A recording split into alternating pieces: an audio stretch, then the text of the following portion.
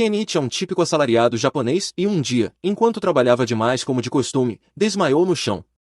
Normalmente, seria o momento em que ele seria enviado para outro mundo, mas, no caso de Kenichi, ele apenas sobreviveu e processou sua empresa, conseguindo se aposentar e viver em uma fazenda. A vida estava indo bem para ele, mas, de repente, enquanto preparava seu almoço, ele desapareceu e apareceu no meio de uma floresta. Ele começou a procurar para descobrir onde estava, mas tudo o que encontrou foi o esqueleto de um cavaleiro caído e várias plantas desconhecidas. Kenichi assistiu a muitos animes ao longo da vida, então sabia que provavelmente estava em uma aventura de Isekai. Para confirmar, gritou janela de status para ver se algo acontecia. Para sua surpresa, a tela de status apareceu, confirmando que estava definitivamente preso em outro mundo. Honestamente, ele não se importou com isso. Ele verificou seu status, mas ficou um pouco confuso ao perceber que não havia nenhuma barra de HP na tela. No entanto, ele ainda tinha sua conta da Amazon, o que significava que podia continuar fazendo compras impulsivas à vontade. Além disso, Kenichi tinha acesso a uma caixa de itens. Para testá-la, pegou um punhado de ervas daninhas e colocou na caixa, descobrindo que podia separar e recuperar os componentes individuais dos itens que colocava lá. Ele também decidiu testar a loja, mas, infelizmente, ainda precisava de dinheiro para comprar qualquer coisa. Havia uma opção para trocar itens da caixa de itens por dinheiro, mas, no momento, ele só tinha algumas ervas daninhas, que não valiam muito. Sem nada valioso para trocar, parecia que ele iria passar fome. Nesse momento, Kenichi notou o equipamento brilhante no cavaleiro morto. Já que o cavaleiro não precisava mais dele, Kenichi decidiu utilizá-lo. A primeira coisa que fez foi comprar itens básicos e pão na loja. Depois, enterrou o esqueleto do cavaleiro como forma de respeito e deixou a área em sua nova bicicleta. Ele começou a procurar algum assentamento onde pudesse falar com pessoas e ganhar dinheiro, mas não fazia ideia de onde estava. Por ora, decidiu acampar durante a noite, já que não encontraria nada naquele dia. No entanto, caso não achasse uma cidade, planejava revender alguns dos itens comprados na loja para obter um grande lucro. Isso permitiria que ele sobrevivesse e prosperasse naquele mundo. Mas havia um problema. Até então, Kenichi não havia considerado o perigo de estar no meio de uma floresta. Quando anoiteceu, ele foi cercado por uma matilha de lobos que claramente não pareciam amigáveis. Kenichi entrou em pânico, pois sabia que estaria morto se não agisse rápido. Ele recorreu à loja e tentou imediatamente comprar a maior arma que conseguisse encontrar. Infelizmente, armas de fogo não estavam disponíveis, então ele optou pela próxima melhor opção, comprar vários fogos de artifício. Os fogos assustaram um pouco os lobos, mas não foram suficientes para afastá-los. Kenichi continuou procurando algo mais e acabou encontrando um estilingue. Ele usou para disparar bolas contra os lobos, que foram atingidos com tanta força que alguns foram derrubados, enquanto os outros reconsideraram suas opções. Claramente, Kenichi não era um alvo tão fácil quanto pareciam pensar. Assim que os lobos recuaram, Kenichi correu para sua bicicleta e pedalou noite adentro, tentando se afastar o máximo possível do território dos lobos. Na manhã seguinte, ele estava exausto de tanto pedalar, mas ainda não fazia ideia de onde estava. Então, comprou uma escada e um telescópio para tentar se orientar melhor. Kenichi decide subir em uma das árvores para observar seus arredores. Felizmente, ele consegue avistar uma cidade ao longe, o que significa que pode começar a ganhar dinheiro se for até lá. Ele inicia a longa jornada através das planícies, e ao finalmente alcançar a estrada principal, quase é atropelado por uma carroça. O homem na carroça se desculpa pelo incidente, sentindo-se culpado, oferece uma carona até a cidade. O homem se apresenta como Fu, um mercador, e menciona que há uma barda viajante na parte de trás da carroça, que também é uma passageira. Durante o trajeto, Fu comenta sobre as roupas estranhas de Kenichi e pergunta o motivo de sua ida à cidade. Kenichi responde que planeja abrir um negócio por lá. Eventualmente, eles chegam aos portões da cidade, onde Fu deixa Kenichi em frente à sua loja. Kenichi ajuda Fu a descarregar sua carga, e Fu agradece pela ajuda. No entanto, é Kenichi quem deveria estar agradecido, já que Fu realmente o ajudou muito. Para demonstrar sua gratidão, Kenichi oferece a Fu um saco de pimenta. Ao perceber o que Kenichi está oferecendo, Fu alerta para não vender pimenta na cidade. Ele explica que há uma máfia de especiarias chamada Boba, que detém um monopólio total sobre o mercado de especiarias. Se Kenichi tentasse competir com eles, provavelmente seria alvo de um assassino enviado pela máfia. Kenichi fica surpreso ao descobrir que vender produtos pode ser tão perigoso e agradece a Fu pelo aviso. Apesar dos riscos, Fu decide comprar a pimenta de Kenichi como parte de um acordo privado entre os dois. Kenichi tenta dizer que não é necessário pagar, mas Fu insiste, explicando que um mercador nunca aceita algo de graça, pois isso significaria que ele estaria em dívida. Kenichi compreende e aceita o pagamento. Mesmo com o desconto oferecido, Fu paga muito mais do que Kenichi esperava. Ele havia comprado o saco de pimenta por 1.000 ienes, mas Fu lhe deu o equivalente a 100.000 ienes. Depois disso, Kenichi anda pela cidade e eventualmente encontra uma estalagem e restaurante local. Ele entra e é recebido por uma anfitriã chamada Elia. Kenichi informa que está em busca de hospedagem, e ela o leva ao balcão. O preço de um quarto é uma moeda de cobre, e o pagamento deve ser feito adiantado. Kenichi paga, mas então percebe que não sabe escrever na língua deste país. A Elia nota as roupas diferentes de Kenichi e pergunta se ele é algum tipo de embaixador estrangeiro. Kenichi responde que está na cidade apenas para abrir seu próprio negócio. A Elia é receptiva, mas comenta que Kenichi pode não ser aceito na guilda dos mercadores, já que é necessário saber ler, escrever e fazer cálculos para se tornar um membro. Kenichi explica que sabe ler e escrever, mas não entende a língua do país. Quanto à matemática, ele afirma que é bastante bom, o que não deve ser um problema. Desconfiada, a Elia pede que Kenichi resolva um problema básico de multiplicação como teste. Ele responde instantaneamente, impressionando-a com suas habilidades matemáticas, que o fazem parecer um gênio neste mundo. A Ellie ajuda Kenichi a escrever seu nome no contrato, e ele pergunta se ela estaria disposta a ensinar-lhe a língua local. Kenichi oferece um pouco de kami, um tipo de doce ou iguaria, em troca das lições de idioma, e, ao ouvir a proposta, a Ellie aceita animada. É impossível conseguir doces no reino de Kaden, já que apenas os nobres têm acesso a essas coisas. Na verdade, se os nobres descobrissem que ela tem doces tão maravilhosos, provavelmente tentariam tomá-los dela, mas ela se recusa a deixar isso acontecer. Depois que a Elia se acalma de sua empolgação inicial, ela começa a ensinar Kenichi sobre o idioma deste mundo. É relativamente fácil para ele entender, já que é semelhante ao katakana japonês. Os números também seguem o mesmo sistema decimal, então não demora muito para que Kenichi consiga ler e escrever perfeitamente. A Elia fica impressionada por ele ter aprendido o idioma em apenas algumas horas, e se ele pode fazer isso, ela acredita que ele é inteligente o suficiente para fazer um bom nome como mercador. Ela começa a considerá-lo como um bom parceiro para casamento. Kenichi acha que a Elia está brincando, já que ele é velho o suficiente para ser pai dela, então não leva sua declaração a sério. Ele termina os retratos que estava desenhando dela, e quando a Elia os vê, fica radiante, pois parecem exatamente com ela. Normalmente, apenas os nobres têm seus retratos feitos. Kenichi deu a ela doces deliciosos e desenhou um retrato, então ela sente que não pode deixá-lo ir sem dar algo em troca. É por isso que ela o surpreende com um gesto inesperado, e naquela noite Kenichi tem um momento especial. Na manhã seguinte, Kenichi chega à guilda dos mercadores e se encontra com um dos representantes porque quer se registrar.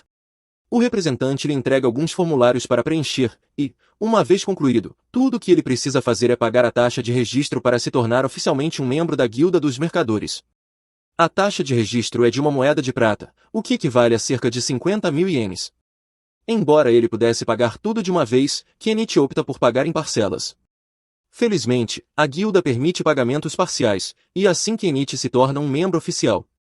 A recepcionista lhe entrega um bastão de identificação e explica que ele deve mantê-lo visível sempre que estiver conduzindo negócios, pois isso serve como prova de que ele faz parte da guilda dos mercadores. Agora registrado, Kenichi decide dar uma volta pelo mercado para descobrir quanto as coisas custam. No geral, todos os bens manufaturados são muito mais caros do que seriam se comprados em sua loja. As únicas coisas com preços razoáveis são os alimentos, então, enquanto está lá, ele compra um saco de frutas de um vendedor.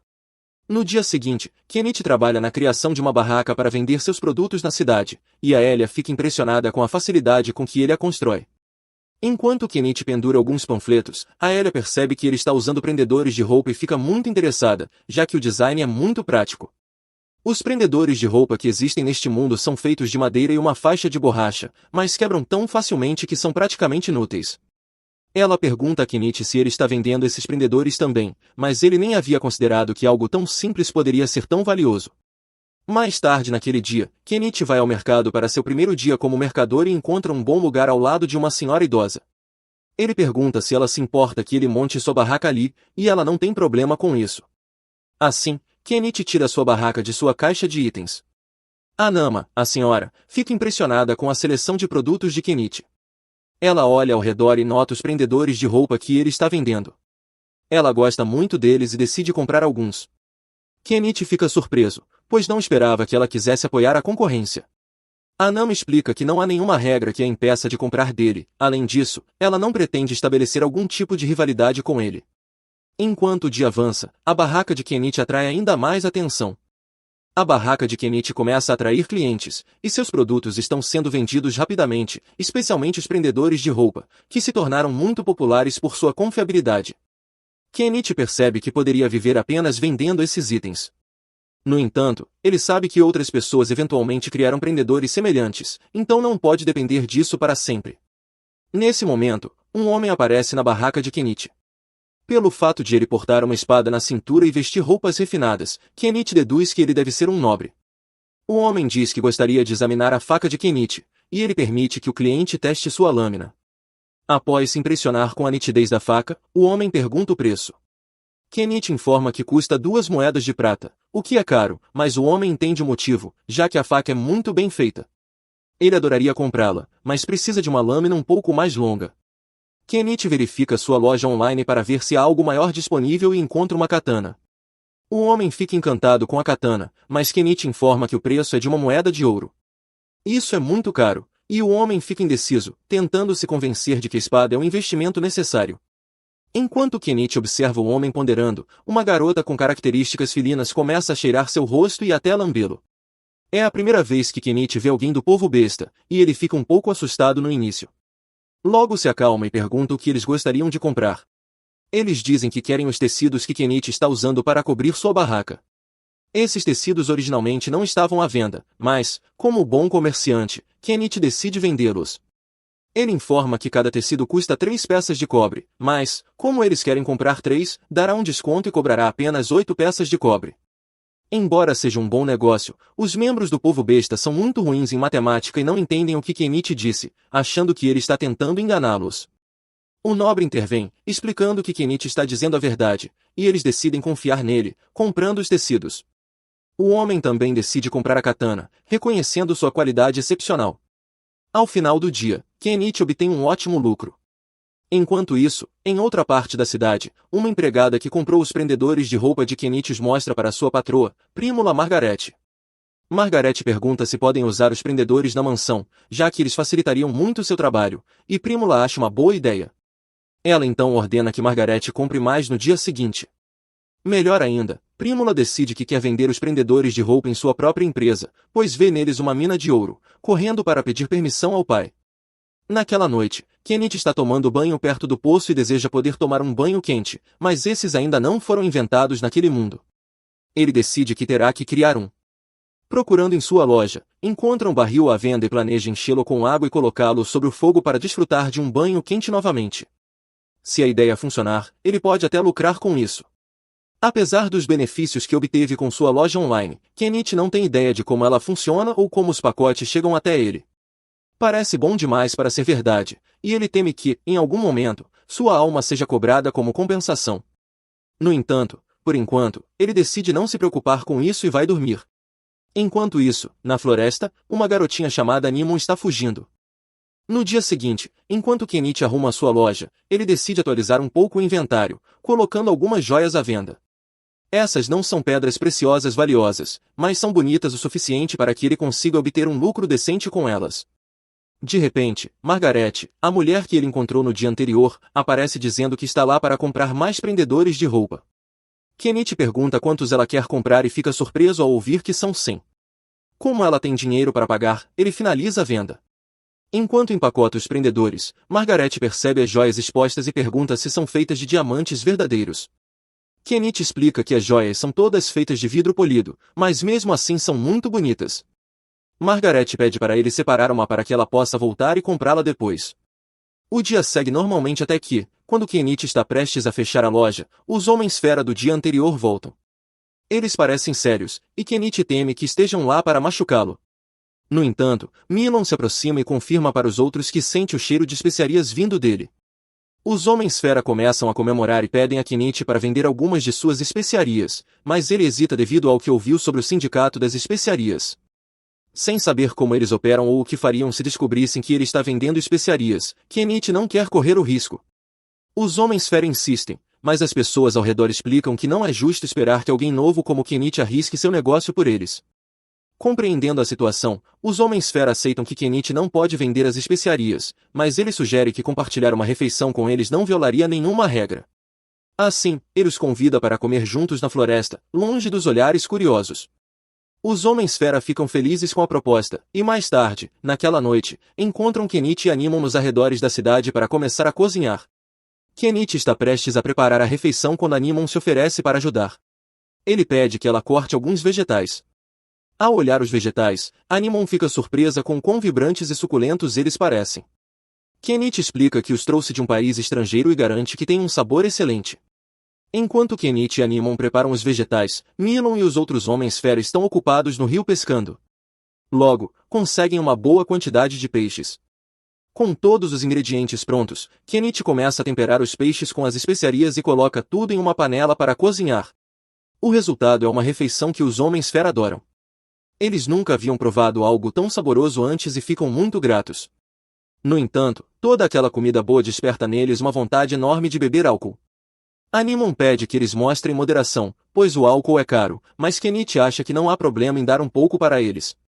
Ele pega uma garrafa de bebida barata e serve alguns copos, mas em troca, exige que eles prometam nunca contar a ninguém sobre a refeição que ele preparou.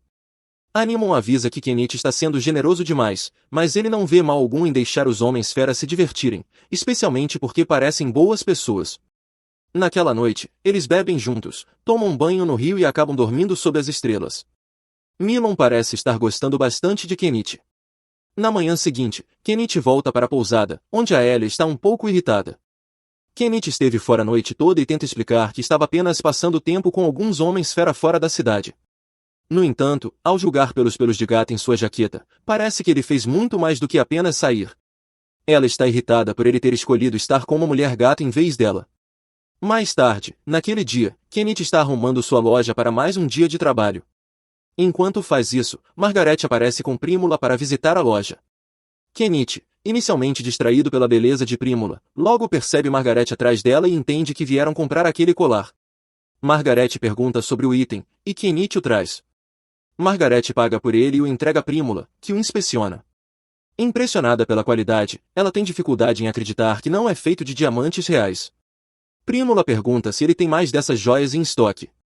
Kenichi compra um lote adicional de sua loja e as traz para mostrar.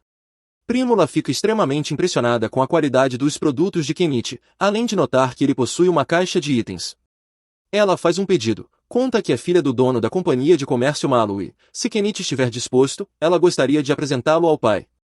Embora a ideia de conhecer o proprietário de uma grande companhia comercial agrade Kenichi, ele hesita, pois teme se envolver com figuras importantes.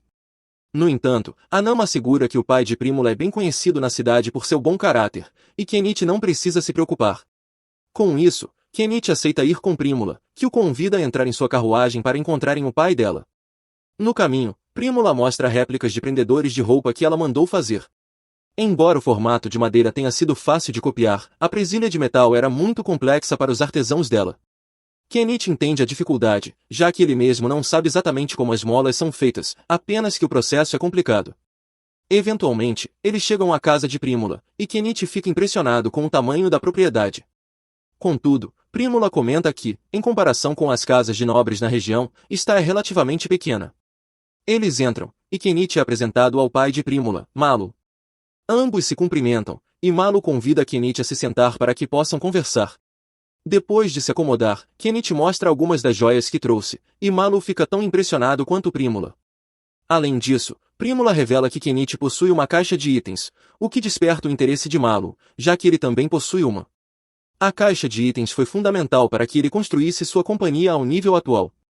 Malu acredita que, com o uso correto, Kenichi poderia alcançar grande sucesso, embora ele atualmente a use apenas para armazenar suprimentos. O motivo pelo qual Malu quis conhecer Kenichi é discutir a possibilidade de torná-lo fornecedor oficial da companhia Malu. Kenichi já esperava uma proposta desse tipo e assume que Malu pretende comercializar os produtos de forma a maximizar os lucros. Contudo, Kenichi questiona por que Malu não simplesmente comprou os itens da loja dele por um preço baixo para revendê-los. Malu admite que poderia ter feito isso, mas considera essa uma tática desleal. Além disso, Se Kenichi descobrisse que seus produtos estavam sendo revendidos sem permissão, ele não ficaria nada satisfeito. Ter uma conversa direta com Kenichi, segundo Malo, dá a ele uma vantagem sobre seus concorrentes. Eventualmente, eles também se aproximam dele. Com isso, Malo propõe iniciar as negociações de parceria e oferece pagar a Kenichi 50% do preço de varejo por seus produtos. Kenichi poderia ter negociado um acordo melhor, mas ele está satisfeito, já que já está obtendo um lucro absurdo com sua loja online. Assim, ele aceita a oferta de Malo, e os dois selam o acordo com um aperto de mãos. Ele assina oficialmente o contrato de fornecimento, e os primeiros itens que fornece a Malo lhe rendem mais de 1 milhão de ienes em moedas. No entanto, quando Primula vê todas as belas joias que Kenichi tem em estoque, ela se apaixona por elas e pede ao pai permissão para comprá-las diretamente para si. Malo não vê problema, e Primula oferece pagar 10 moedas de ouro por elas, o equivalente a 2 milhões de ienes. Assim, pela primeira vez desde que chegou, Kenichi alcança um saldo bancário de 8 dígitos. Como está indo muito bem, ele decide finalmente começar a organizar sua vida tranquila e compra uma casa em sua loja. No dia seguinte, ele sai dos muros da cidade e vai para a floresta procurar um bom lugar para estabelecer sua casa. Antes de sair, ele informa a Lia sobre seu plano para que ela não se preocupe, mas ela acha estranho Kenichi escolher viver na perigosa floresta em vez de permanecer na cidade. Após encontrar um bom local, Kenichi compra um roçador e começa a limpar a área. Porém, enfrenta um problema, já que, embora outros itens de sua loja sejam baratos, combustível é caro, não importa o mundo em que se viva. Não há o que fazer, então ele lida com o alto custo e continua trabalhando até abrir um caminho para entrar e sair da floresta. Depois disso, precisa começar a derrubar as árvores, para isso, compra uma motosserra. Após várias horas de trabalho árduo, ele finalmente consegue cortar várias árvores na área, agora só precisa movê-las. Contudo, ao tentar colocar as árvores em sua caixa de itens, descobre que elas são grandes demais para caber. Ele decide pegar novamente a motosserra e cortá-las em pedaços menores. Após encurtá-las em troncos de 10 metros, consegue colocá-las na caixa de itens, quase finalizando a remoção das árvores. O único trabalho restante é arrancar os tocos, mas isso vai exigir muito esforço, e o sol já está se pondo. Ele decide voltar no dia seguinte para terminar. No dia seguinte, Kenichi retorna à floresta para continuar o trabalho. Depois de cavar ao redor dos tocos por um tempo, percebe que é esforço demais para um homem de meia idade como ele. Em vez de arruinar suas costas, decide comprar uma retroescavadeira. Porém, ao vê-la, percebe que gastou 1,2 milhão de ienes em uma máquina pesada só para evitar trabalho manual. Ele se arrepende um pouco, mas também pensa que foi um investimento útil, já que não precisará trabalhar tanto. Kenichi liga o motor, mas percebe que a retroescavadeira funciona a diesel, e sua loja não vende diesel. Ele entra em pânico, pois seria um enorme desperdício não poder usar a máquina após gastar tanto dinheiro. Pensando um pouco, ele conclui que poderia fabricar seu próprio diesel misturando querosene com alguns aditivos. No entanto, antes de tentar, percebe que pode danificar o motor se errar as proporções da mistura, o que o deixa apreensivo. Para garantir a segurança, ele decide testar sua mistura em um gerador a diesel antes de usá-la na retroescavadeira. Após abastecê-lo, ele tenta ligá-lo e tudo parece funcionar bem, então ele sabe que seu diesel caseiro funcionará na máquina. Ele planeja voltar no dia seguinte para terminar o trabalho. Enquanto isso, ele precisa lidar com todos os insetos que existem na área. No dia seguinte, ele decide ir a uma loja de magia local para comprar algumas pedras mágicas repelentes de insetos. Ao entrar na loja, o mago que a administra cumprimenta Kenichi e pergunta de onde ele é, já que nunca o viu por ali antes. Kenichi explica que é um estrangeiro que recentemente abriu uma loja na cidade e que está ali para comprar as pedras repelentes. O mago informa que essas pedras custam 3 moedas de prata, mas esse preço é bem alto, então Kenichi tenta negociar, oferecendo 2 laranjas em troca de um desconto. O mago, que nunca viu laranjas antes, pensa que elas são algum tipo de fruta exótica e aceita dar o desconto. Mais tarde, Kenichi conversa com Anama, que lhe diz que o mago é uma pessoa muito sábia, sendo uma boa conexão para se ter. Ele é praticamente o oposto do criminoso procurado Chaga, cujos cartazes de procurado estão espalhados por toda a cidade. Chaga é o líder de um notório grupo de bandidos, e a recompensa por sua captura é bem alta. Naquela noite, Chaga organiza um ataque a uma carruagem cheia de escravos que estavam sendo transportados, e ninguém sabe quais são seus planos para eles. No dia seguinte, Kenichi volta à floresta para finalmente usar sua retroescavadeira. Agora, ele não se arrepende mais da compra, pois, além de tornar o trabalho muito mais fácil, operar a máquina é realmente divertido. Nada mais pode impedi-lo de realizar seu sonho de viver uma vida tranquila na floresta. No entanto, após gastar tanto dinheiro na retroescavadeira, ele está perigosamente perto de ficar sem recursos, então precisará pausar o progresso de construção por enquanto.